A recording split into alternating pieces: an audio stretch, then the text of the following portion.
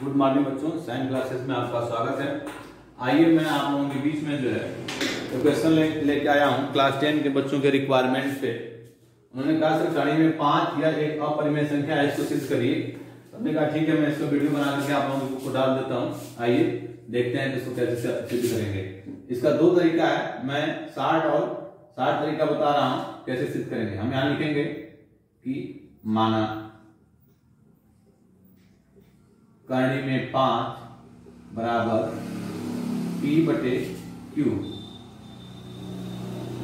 P बटे Q, इसको समीकरण नंबर 1 परिमेय संख्या है, ये हमने मान लिया। और उसके बाद साइड में इसको हम लिख देंगे जहां P तथा Q एक पूर्णांक है और इनमें कोई भी उभयनिष्ठ गुणनखंड नहीं है। उसके बाद एक लिख लेंगे तथा Q इज ग्रेटर देन 1। इसका मतलब हो गया जो Q है हमारा, जिसको हम हर कहते हैं, वो क्या है 0 से बड़ा है, 0 नहीं है, 1 से भी बड़ा है। आइए उसके बाद हम क्या करेंगे, दोनों पक्षों का वर्ग कर देंगे। यहां लिख देंगे एक लाइन, दोनों पक्षों का वर्ग करने पर वर्ग कर देंगे तो हमारा हो जाएगा कणी में 5 का वर्ग बराबर P² बटे Q²। हमको इस रूप में हम इसको कर देंगे 5 का कणी 5 का वर्ग करेंगे तो हो जाएगा 5 बराबर P² बटे Q²। इसमें से Q इधर ले आ देंगे तो हो जाएगा हमारा Q बराबर P² बटे Q। इसको हम समीकरण 2 मान लेंगे। इसके बाद हमको समझने की चीज है।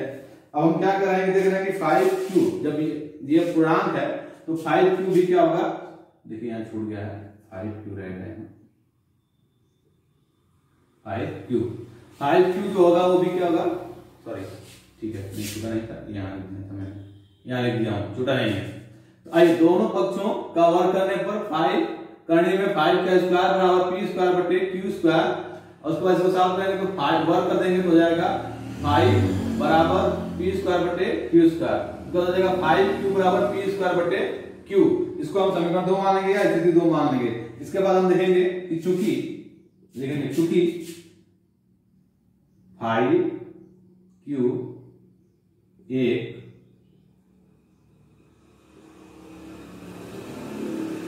पूर्णांक है लेकिन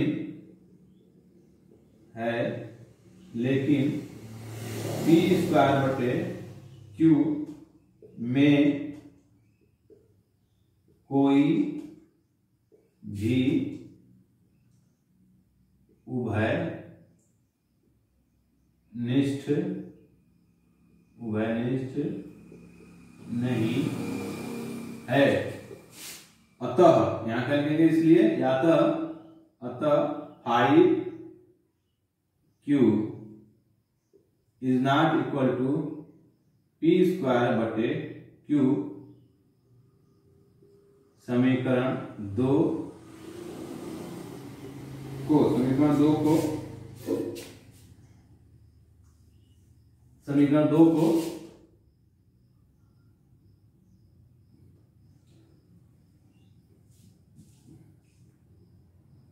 ये 5Q बराबर P² बटे Q ये समीकरण 2 है। इसके क्या है, परिणाम के विपरीत है। हाँ, समीकरण 2 के परिणाम के विपरीत है। अब यहाँ बात को समझने की जरूरत है। देखिए थोड़ा सा समझने की ये जरूरत है कि यहाँ हम समीकरण 2 निकालेंगे 5q बराबर p स्क्वायर बटे q। ये क्या होगा? परिमेय संख्या है। लेकिन हम देख रहे हैं कि 5q एक पूर्णांक है, लेकिन p स्क्वायर बटे q में कोई भी उभयनिष्ठ नहीं है। जब उभयनिष्ठ नहीं है तो ये तो परिमेय संख्या हो जाएगी। लेकिन 5q भी क्या होना चाहिए? परिमेय संख्या होना चाहिए। लेकिन 5q क्या है? पूर्णांक है। जब यह एक पूर्णांक है तो क्या होगा? इसके ये विपरीत होगा, इसके विपरीत होगा, ये क्या होगा? इसके विपरीत होगा। इससे सिद्ध होता है कि हमारी जो कल्पना है जब उसके विपरीत होगा तो यहां लिख देंगे, तो इससे सिद्ध होता है कि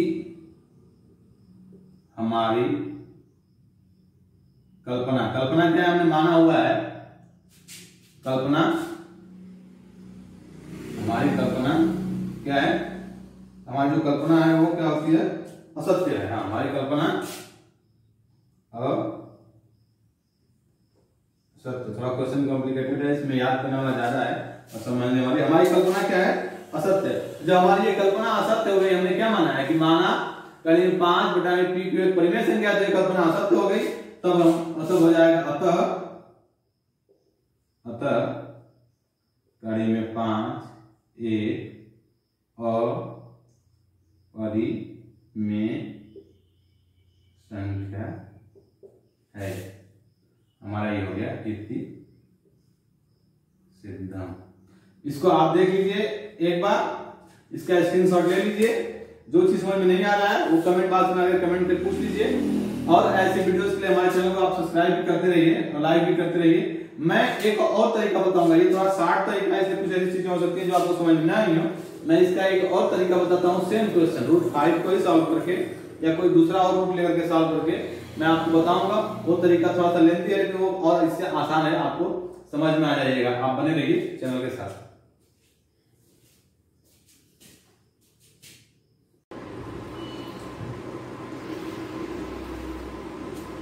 तो बच्चों, आप लोगों के सामने एक और नेक्स्ट वीडियो लेकर के मैं हाजिर हुआ हूँ। इसमें जो है हमें सिद्ध करना है कड़ी में 7 यानी √7 एक अपरिमेय संख्या, सॉरी परिमेय संख्या नहीं, अपरिमेय संख्या सिद्ध करना है। अपरिमेय संख्या है तो हम क्या करेंगे? तुरंत मानना शुरू कर देंगे। लिखेंगे यहां से कि माना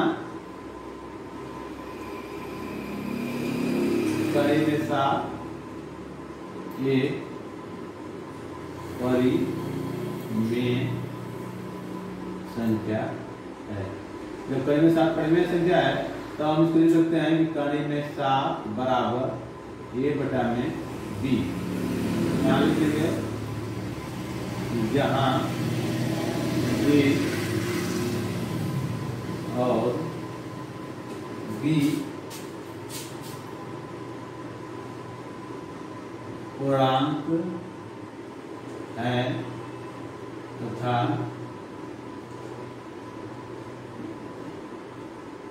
इनमें कोई उभयनिष्ठ गुणनखंड नहीं है और b ऋणात्मक। अब हम क्या कर देंगे? इसको समीकरण नंबर 1 मान लेंगे, दोनों पक्षों का बात कर देंगे। दोनों पक्षों का वर्ग करने पर वर्ग कर देंगे, ये हो जाएगा √7 का स्क्वायर बराबर a स्क्वायर बटे b स्क्वायर। इसको सॉल्व करेंगे तो हो जाएगा 7 बराबर a स्क्वायर बटे b स्क्वायर बराबर, सभी को समझते निकट में लगाएंगे तो हो जाएगा 7b स्क्वायर बराबर a स्क्वायर। ये हो जाएगा समीकरण नंबर हमारा 2। अब देखिए इससे हमको क्या समझ में आता है कि a स्क्वायर जो है उसका 2 फैक्टर है, 7 है और b स्क्वायर है, यानी a स्क्वायर का गुणनखंड क्या होगा? 7 होगा। इसी बात को हम लिख देंगे कि अतः a स्क्वायर का गुणनखंड 7 है चूंकि है इसलिए ये 7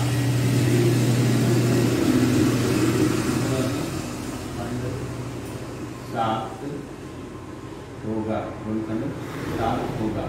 ठीक है, इतना बात समझ लीजिए। अब हम यही छोड़ देंगे, फिर हम यहाँ मान लेंगे कि माना, देखिए जिसका हम पूछेगा उसी को मान लेंगे। यहाँ हम करेंगे 7 होगा तो करेंगे 7 को मान लेंगे। तो मान लेंगे कि a बराबर 7c, और यहाँ लिख देंगे जहाँ c एक पूर्णांक है।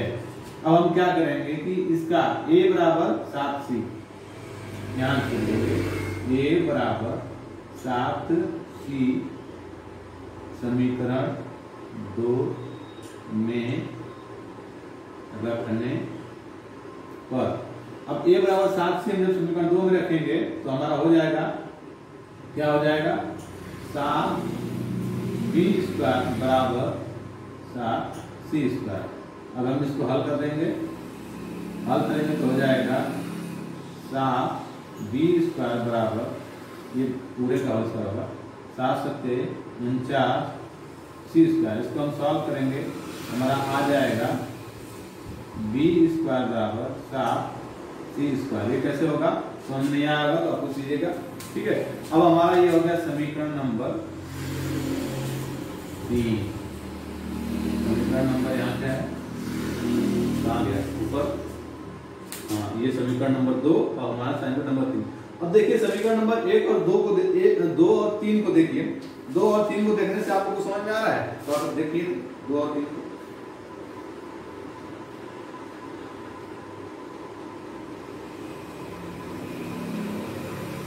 चलिए अब देखिए तो हमको सेम चीज मिल रहा है। क्या मिल रहा है कि b यहाँ a स्क्वायर का गुणनखंड 7 है, तो इसी तरह से यहाँ भी हमको मिल रहा है, यहाँ लिख देंगे। हमको ये समझ में आ रहा है कि जहाँ b स्क्वायर का एक गुणनखंड 7 है, अतः b का भी एक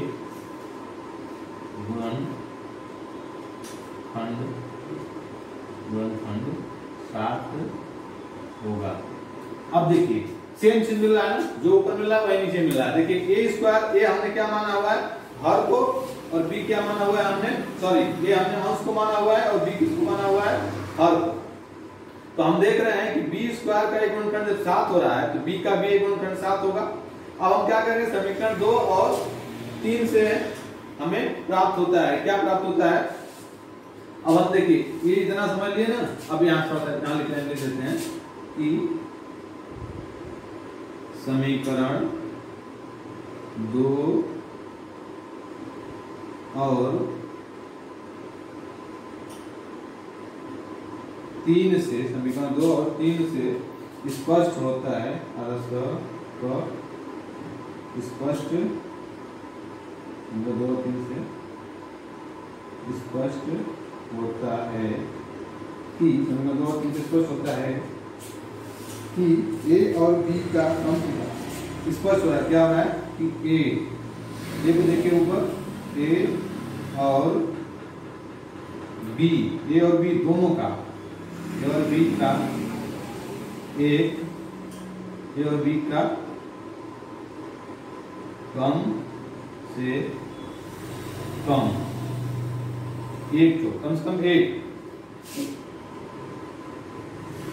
गुणनखंड 7 है। अब देखिए a और b का जो गुणनखंड कम से कम एक गुणनखंड क्या हो रहा है, 7 हो रहा है, लेकिन परंतु क्या है कि इसका विरोधाभास है। इसका विरोधाभास क्यों है, इसका विरोधाभास ये है आपका कि इसका विरोधाभास प्राप्त होता है। आप लिख दीजिए यहाँ, परंतु गुणनखंड 7 है, परंतु इसका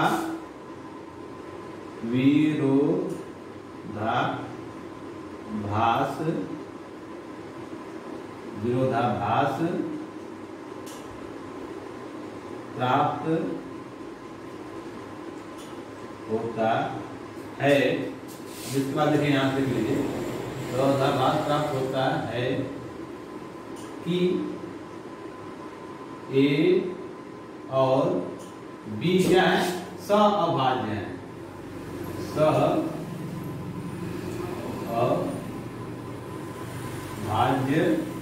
है। जब ये दोनों सहअभाज्य हैं तब क्या होगा, तब कर्ण में सा ए और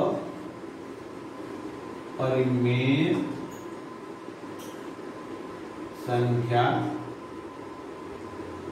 होगी।